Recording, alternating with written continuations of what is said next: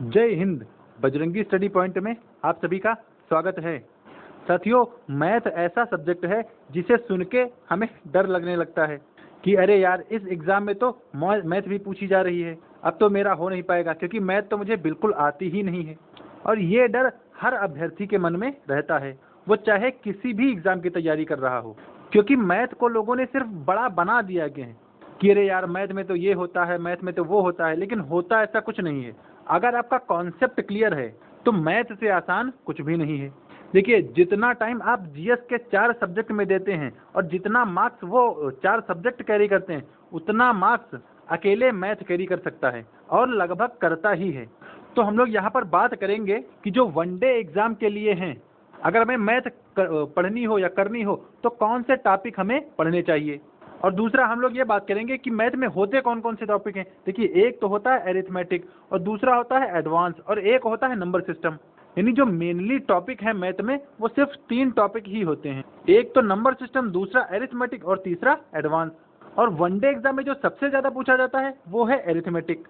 वो चाहे आप किसी भी एग्जाम के लिए हो, चाहे यूपी पुलिस का हो, चाहे यूपीएसआई का हो, चाहे एसएससी का हो, चाहे रेलवे का हो, या किसी टीचर की वैकेंसी का हो, TET, C TET, super TET, और या बैंकिंग का हो, यानी किसी भी एग्जाम में जो मोस्टली मैथ देखी जाती है वह एरिथमेटिक पोर्शन से देखी जाती है। तो अगर हम लोग वनडे एग्जाम की तैयारी कर रहे हैं तो हमें एरिथमेटिक वाले पोर्शन पर ज्यादा फोकस करना चाहिए, क्योंकि मैथ का 90% है वो एरिथमेटिक से ही आता है। हम लोग आगे बात करेंगे कि एरिथमेटिक में कौन कौन से टॉपिक हैं। हालांकि टॉपिक तो हम एडवांस की भी बात करेंगे और आगे मैं आपको बताऊंगा कि आपको मैथ से इतना डर लगता क्यों है और इस डर से हम लोग कैसे निकल सकते हैं, कैसे निजात पाएंगे। क्योंकि भाई देखिए, बिना मैथ के हमारा सिलेक्शन नहीं होगा, ये तो पक्का है। क्योंकि भाई अगर आप किसी भी एग्जाम में अगर आप एक सब्जेक्ट पूरा छोड़ ही दे रहे हैं तो आपका सिलेक्शन होगा कैसे, और वो सब्जेक्ट जो एक मतलब बराबर वेटेज रखता हो सभी सब्जेक्ट के हिसाब से। तो हम लोग यहाँ पर पूरी तरह से मैथ्स की बात करेंगे कि कैसे उसको हम लोग टैकल करें और जो हमें डर लगता है मैथ से, उस डर से कैसे हम लोग निजात पाएं। तो चलिए अब आगे बढ़ते हैं। मैथ का नाम सुनते ही लोगों में घबराहट आ जाती है कि अरे यार, मैथ के क्वेश्चन तो अपने से हो ही नहीं पाएंगे। लेकिन ऐसा नहीं है भाई। जब आप लोग जीएस के चारों सब्जेक्ट पढ़ लेते हैं या जीएस पढ़ लेते हैं, उसमें बहुत सारे सब्जेक्ट इंक्लूड होते हैं और आपको उसमें तो याद रखना भी होता है। तो मैथ तो एक कॉन्सेप्चुअल सब्जेक्ट है, अगर एक बार दिमाग में बैठ गया तब तो वो उससे आसान कुछ लगेगा ही नहीं। और दूसरी सबसे बड़ी बात, अगर आपकी मैथ्स अच्छी है तो आपकी रीजनिंग ऑटोमेटिक अच्छी हो जाएगी, क्योंकि मैथ और रीजनिंग एक दूसरे के कॉम्प्लीमेंट्री हैं। यानी अगर आपको मैथ्स आ रही है तो रीजनिंग 100% आपको आएगी, और अगर आपको मैथ नहीं आ रही तो आपके रीजनिंग में भी कम नंबर आएंगे। यानी जैसे किसी एग्जाम में मैंने मान लिया कि सब 25-25 नंबर की आ रही है, यानी 25 की मैथ है, 25 की रीजनिंग है, 25 की जीएस है और 25 की इंग्लिश है, हिंदी मान लीजिए। और अगर आपको मैथ नहीं आती है और आपने सोचा कि मैथ छोड़ दे, पहली बात तो आपने मैथ छोड़ ही दिया, यानी 25 ये खत्म।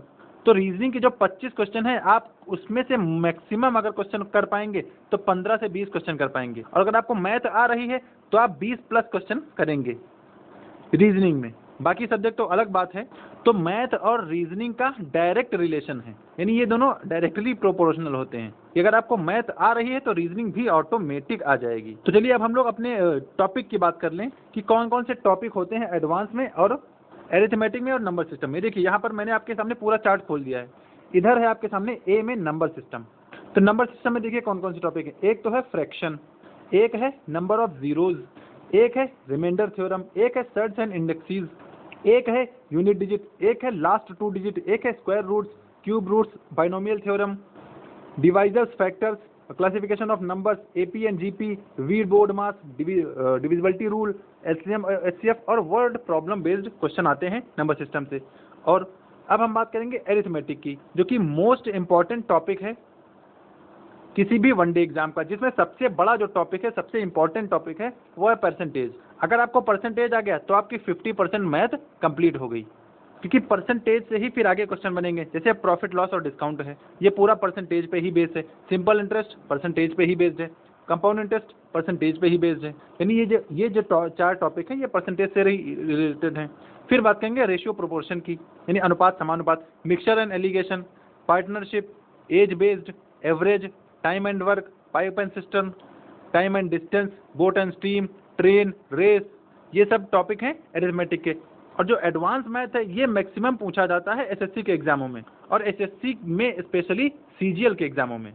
तो चाहे सीजीएल होगा या सीडीएस हो गया या यूपीएससी के जो सीसेट के पेपर होते हैं उसमें एडवांस के कुछ क्वेश्चन देखे जाते हैं। तो एडवांस में आता क्या क्या है, उसमें अलजेब्रा आता है, इसमें मेंसुरेशन आता है, ज्योमेट्री आती है, कोऑर्डिनेट ज्योमेट्री आती है, ट्रिग्नोमेट्री आती है। देखिए जिसने इंटर में मैथ से नहीं पढ़ा है उसके लिए तो एडवांस तो इतना बड़ा टॉपिक हो जाएगा कि उससे तो पूछिए ही मत। लेकिन जिसने इंटर तक मैथ पढ़ी है तो उसके लिए एडवांस मैथ भी बहुत बड़ी नहीं मानी जाती है और वो सब लोग टैकल कर ले जाते हैं। फिर आगे परमुटेशन कॉम्बिनेशन, आगे प्रोबेबिलिटी और लास्ट है स्टैटिस्टिक्स।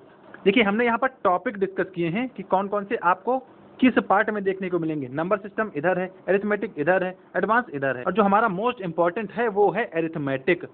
चलिए इसकी हम लोग अलग से चर्चा कर लेते हैं। देखिए अरिथमेटिक में परसेंटेज सबसे इंपॉर्टेंट अगर टॉपिक है, अरिथमेटिक की जान है तो परसेंटेज है। मैंने बताया था ना कि अगर आपने परसेंटेज कर लिया तो आपका 50% अरिथमेटिक कंप्लीट हो गया। फिर है रेशियो प्रोपोर्शन, आगे है प्रॉफिट लॉस यानी लाभ हानि, नेक्स्ट है टाइम एंड वर्क। अभी मैं इसका एक एक छोटा छोटा एग्जांपल दूंगा ताकि आपको ये न लगे कि अरे मैथ बहुत बड़ी बात है। ये सब बहुत आसान टॉपिक है, बस आपको थोड़ा सा ध्यान देने की जरूरत है। टाइम एंड वर्क और पाइप एंड सिस्टम, पाइप और टंकी, ये दोनों सेम टॉपिक एक जैसे हैं। टाइम डिस्टेंस, समय चाल और दूरी, और नाव और धारा, ये दोनों एक जैसे हैं। ट्रेन रेलगाड़ी भी, ये तीनों एक जैसे हैं। सिंपल इंटरेस्ट और कंपाउंड इंटरेस्ट यानी साधारण और चक्रवृद्धि ब्याज, ये दोनों एक जैसे हैं। पार्टनरशिप, अगर आपको रेशियो आता है तो पार्टनरशिप कुछ नहीं है। मिक्सचर एंड एलिगेशन, अगर आपको परसेंटेज आता है तो मिक्सचर एंड एलिगेशन भी हो जाएगा। और एवरेज, एवरेज तो हम लोगों ने स्कूलों में भी निकाला है कि हमें हर सब्जेक्ट में इतने इतने नंबर मिले हैं, हमें टोटल नंबर कितने मिले हैं, या हमारा एवरेज क्या रहा है, हमारा परसेंटेज क्या रहा है, ये तो हमने स्कूल के टाइम में भी निकाला है। यानी आपने शुरुआत में किया सब है, लेकिन अब धीरे धीरे आपने उसको बहुत दिनों से किया नहीं तो आपकी प्रैक्टिस नहीं रह गई है, और प्रैक्टिस ना होने के कारण अब आपको इसमें डर लगने लगा है कि अरे अब क्या होगा। चलिए आगे मैं आपको ब्रीफ में एकदम छोटे छोटे एग्जांपल दे दूं। जैसे सबसे पहला है परसेंटेज यानी प्रतिशतता। जैसे मैंने लिख दिया कि कोई एक नंबर है 100 और एक नंबर है 50, तो 100 जो 50 है वो 100 का कितना परसेंटेज है, तो हम लोग नीचे लिख देंगे 100, ऊपर लिख देंगे 50, और परसेंटेज को हमेशा 100 से गुणा करते हैं, तो 100 गुणा 100 50 बचेगा, यानी ये 50% है। और 50% का मतलब क्या होता है, आधा। तो देखिए 50 जो है 100 का आधा है, इसलिए 50%। हमें ये ऐसे पता होता है लेकिन निकाला कैसे जाता है ये नहीं पता होता है। तो ये हो गया परसेंटेज। अगला है प्रॉफिट लॉस यानी लाभ हानि। देखिए अगर आप बाजार से कोई चीज 100 रुपए में खरीद के लाए और आपने घर में या किसी आपके रिश्तेदार को अच्छी लग गई तो आपने उसको 120 में बेच दिया, यानी 100 की चीज को आपने 120 में बेच दिया। तो पहली बात तो आपको यहाँ फायदा होगा कि नुकसान। भाई 100 की चीज आपने 120 में बेच दिया तो पहली बात तो आपको 20 रुपए का फायदा होगा, यानी पहली बात तो प्रॉफिट होगा। और प्रॉफिट होगा कितना, तो 20 रुपए का। 20 रुपए हमने कैसे निकाले, भाई जितने का हम लाए थे और जितने का हमने बेचा उसको माइनस कर दिया, तब हमारा 20 आ गया। तो प्रॉफिट और लॉस में प्रॉफिट और मतलब लाभ और हानि ही तो निकाली जाती है। अगर आपको सीपी पता है यानी कितने का आप खरीद के लाए, एसपी पता है आपने कितने का बेचा है, तो फिर आपको अगर प्रॉफिट निकालना है तो प्रॉफिट निकाल लीजिए, हानि हुई है तो हानि निकाल लीजिए, उसमें क्या दिक्कत है। यानी ये कोई बड़ी बात नहीं है, बस हम लोग इसे बड़ी बात मान लेते हैं कि अरे यार मैथ है हमसे तो होगा ही नहीं। होगा तब होगा जब आपका इंटरेस्ट इसमें होगा। देखिए आपका जिस चीज में इंटरेस्ट होता है आपको वो चीज अच्छी लगती है, लेकिन चूंकि आपने मैथ पढ़ी ही नहीं है, ना ही कभी आपका पढ़ने का मन होता है, अब आप तो कहेंगे हमें आती ही नहीं तो पढ़ेंगे क्या। भाई जब पढ़ोगे ही नहीं तो आएगी क्या, ये भी तो है। तो पहले आपको पढ़ना पड़ेगा तब धीरे धीरे कुछ ना कुछ आएगा। क्योंकि भाई जब शुरुआत में हम लोग LKG UKG first second third में थे तो क्या हमें सब कुछ आता था, नहीं। हमने धीरे धीरे पढ़ा सीखा समझा तब जाके आज हम लोग सब कुछ पढ़ पाते हैं समझ पाते हैं। तो यही हाल अब मैथ के साथ आपको करना है। देखिए अगर आपको कंपटीशन निकालना है और अगर आप मैथ सोच रहे हैं बिना मैथ के निकाल लें तो ये इम्पॉसिबल है आज के टाइम में। हाँ वहाँ पे पॉसिबल है जहाँ पे मैथ नहीं आती, और जो आजकल के वनडे एग्जाम है उसमें ऐसा कोई एग्जाम है ही नहीं जिसमें मैथ ना आती हो, तो आप मैथ को इग्नोर नहीं कर सकते हैं। क्योंकि अभी जैसे यूपी पुलिस का एग्जाम हुआ था तो उसमें दिया था कि 20 क्वेश्चन आएंगे, लेकिन हर शिफ्ट में लगभग 28 से 30 क्वेश्चन पूछे गए, और अगर आपने 28 से 30 क्वेश्चन छोड़ दिए तो आप खुद सोचिए कि आपका सिलेक्शन होगा, कभी नहीं होगा। भाई कम से कम 30 में आप कम से कम 15 से 20 क्वेश्चन के बीच में करना है आपको, अदरवाइज आप तो बिल्कुल मतलब आपने एक टॉपिक आपने अटेंड ही नहीं किया, एक पोर्शन आपने छुआ ही नहीं, तो फिर आपका कैसे होगा आप खुद समझिए।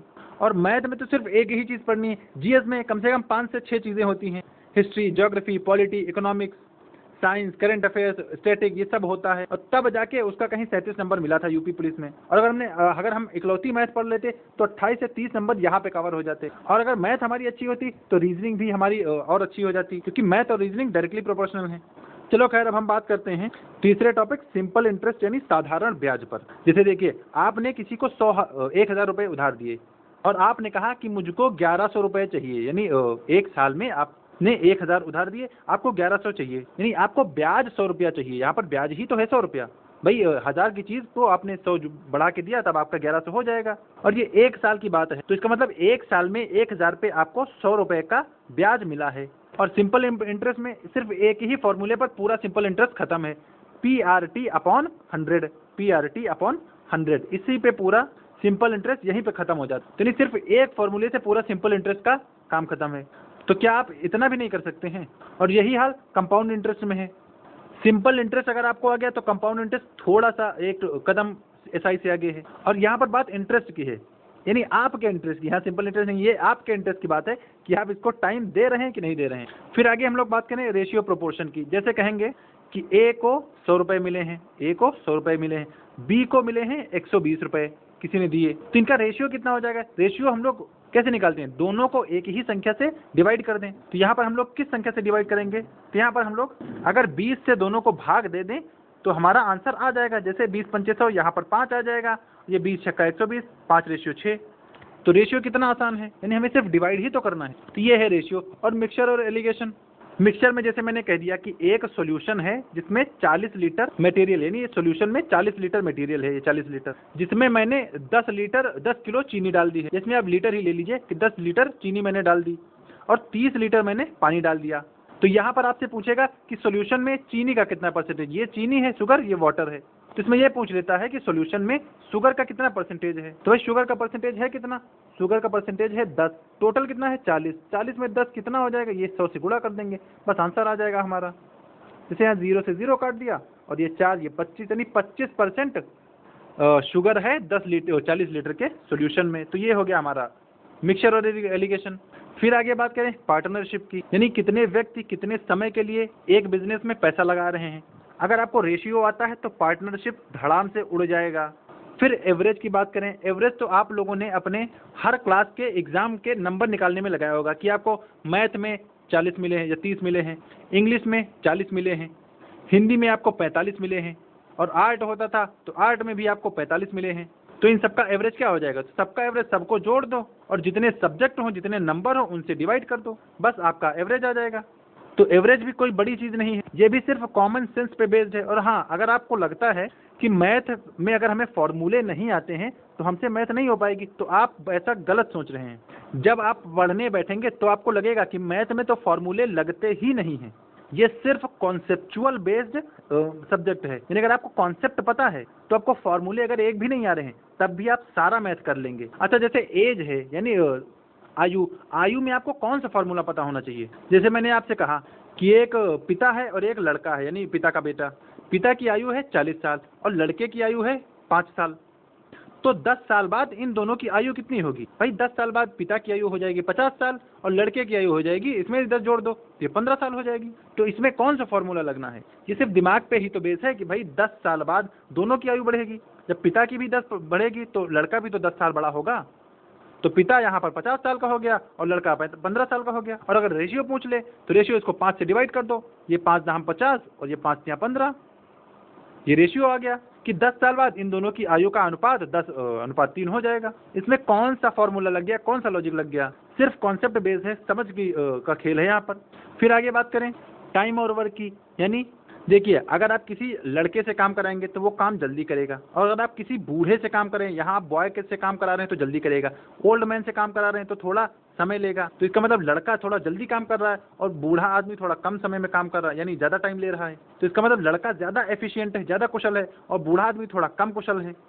तो भाई जिसका जितना टाइम कम लगेगा वो उसी हिसाब से उतना काम भी तो करेगा। अब जैसे लड़का है 1 घंटे में 10 कपड़े धुल रहा है, मतलब ये एक एग्जांपल है, और बूढ़ा आदमी है 1 घंटे में 5 कपड़े धुल रहा है। तो अगर यहाँ पर कंपेयर कर लें तो लड़का जो है वो बूढ़े की अपेक्षा दुगुना सक्षम है, यानी अगर ये 1 काम कर रहा है तो यहाँ पर ये 2 काम कर रहा है। तो ये इसकी एफिशिएंसी या कुशलता हो जाती है, और उसी हिसाब से जिसकी जैसी कुशलता होगी उसी को उसके हिसाब से वर्क और वेजेस मिलेगा। यानी टाइम एंड वर्क और वेजेस एक जैसा है। जो जितना अच्छा काम करेगा उसको उतना ज़्यादा पैसा मिलेगा, जो जितना कम काम करेगा उसको उतना ही कम पैसा मिलेगा। और अगर आपको टाइम एंड वर्क आता है तो आपको पाइप एंड सिस्टम भी आ जाएगा। क्योंकि इसमें भी पानी भरने का काम होता है और टंकी खाली होने का काम होता है, यानी यहाँ पर भी काम हो रहा है। और टाइम और स्पीड तो आपको पता ही है, जैसे आप गाड़ी से जा रहे होते हैं, अगर आपकी कार की स्पीड है 80 किलोमीटर पर आवर, तो इसका मतलब आप 1 घंटे में 80 किलोमीटर जाएंगे। ये सबको पता होती है, बस ये यहाँ पर अप्लाई करना होता है। अगर आप तो ये आ गया तो बोट और स्ट्रीम आ जाएगा, और ट्रेन भी ऐसी ही है। यानी बहुत बड़ा इसमें कोई वो नहीं है कि अरे यहाँ पर हमने लगभग छोटा मोटा आपको आंकड़ा दिया है और इसमें आप बताइए कौन सा मैंने फॉर्मूला लगाया कहाँ पे, क्योंकि ये सारे कॉमन सेंस बेस्ड क्वेश्चन है। यानी अगर आपका कॉमन सेंस काम कर रहा है तो आप हर चीज लगा पाएंगे, और सबसे ज्यादा जो कॉमन सेंस लगता है वो प्रॉफिट और लॉस में लगता है।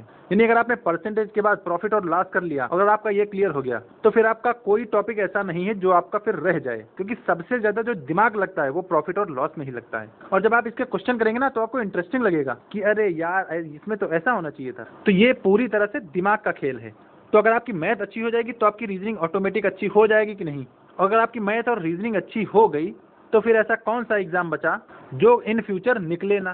भाई निकलेगा तो है ही कभी ना कभी।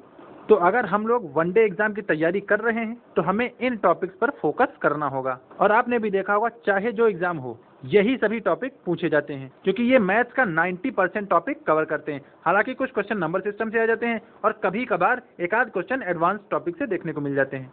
अदरवाइज जो पूरा मैथ है वो अरिथमेटिक मैथ ही पूछा जाता है।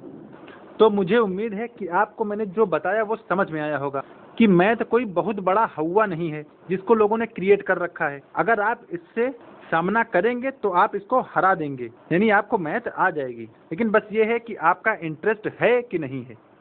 और अगर आपका मतलब इंटरेस्ट हो जाएगा तो आपको मैथ से आसान कुछ नहीं लगेगा। और मैथ में जितने क्वेश्चन आते हैं लगभग क्वेश्चन सही भी होते हैं, और हमें जीएस और इन सब में तो डाउट भी रहता है। लेकिन मैथ अगर हमारी सही हो गई तो रीजनिंग ऑटोमेटिक सही हो जाएगी, और फिर हमारा सिलेक्शन के करीब धीरे धीरे बढ़ता जाएगा। तो आप सभी लोगों को पहले तो इंटरेस्ट क्रिएट करना है कि हाँ मैथ आए, और उसके बाद मैं भी मैथ स्टार्ट करने वाला हूँ। अगर सब सही रहा तो दिवाली में मैं एक आध टॉपिक डाल भी दूंगा, क्योंकि देखिए पहला एक बार शुरुआत करने में काफ़ी कठिनाई होती है, लेकिन जब एक बार शुरू हो जाती है चीज़ तो फिर उसको जारी करना कोई बड़ी बात नहीं होती है। और मैं भी जब शुरू करूँगा तो वो परसेंटेज से ही शुरू करूँगा, क्योंकि एरिथमेटिक ही हमें कवर करना है। क्योंकि परसेंटेज ही बैकबोन है तो इसीलिए हम लोग भी परसेंटेज को ही कवर करेंगे। पहला टॉपिक हम लोग परसेंटेज शुरू करेंगे, उसके बाद जैसा रिस्पांस रहता है उसको हम लोग आगे कंटिन्यू करेंगे। तो अब आपको कुछ कॉन्फिडेंस मिला कि नहीं मिला आप हमें कमेंट में बताइएगा। बाकी क्या आप लोग भी मुझसे मैथ पढ़ना चाहते हैं ये भी अभी कमेंट में बताइएगा। और अगर वीडियो पसंद आया हो तो इसे लाइक भी कर दीजिए, और चैनल पर पहली बार आया हो तो सब्सक्राइब कर लीजिए, ताकि अगर मैथ्स का कोई टॉपिक डाला जाए तो आप सब तक तुरंत नोटिफिकेशन पहुंच जाए। तो फिलहाल वीडियो में इतना ही था, मिलते हैं परसेंटेज की क्लास में, तब तक के लिए जय हिंद।